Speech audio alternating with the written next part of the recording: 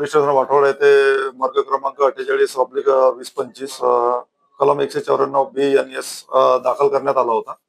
दिनांक 4 तारखेला दिनांक 4/7 दाखल झालेला होता.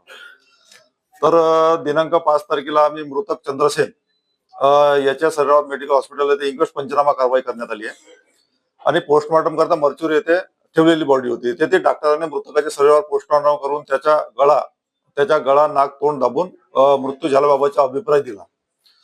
वरून मृतकची पत्नी दीक्षा रामटेके हिला पोलीस म्हणजे आम्ही विचारपूस केली तर तिने सांगितले की तिच्या प्रियकर आसिफ राजा इस्लाम अन्सारी बाबू टायरवाला याच्या मदतीने दिनांक 4/7/25 चे दुपारी 2:30 ते 3 वाजता दरम्यान घरात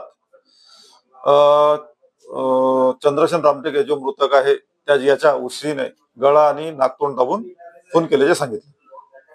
त्यावरून जो फिर्यादीचा भाऊ आहे चंद्रसेन रामटेके यास त्याची पत्नी दीक्षा रामटेके हिचे आसिफ राजा इस्लाम अन्सारी याच्यासोबत अनैतिक संबंध असल्याची माहिती पडली होती फिर्यादीला.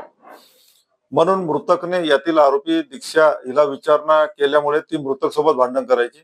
आरोपी दीक्षा व आसिफ राजा या दोघांच्या अनैतिक संबंधात मृतकचा अडथळा होत असल्याने दोन्ही आरोपींनी संगनमत करून मृतकचे उशीने गळा नाक तोंड दाबून खून केला.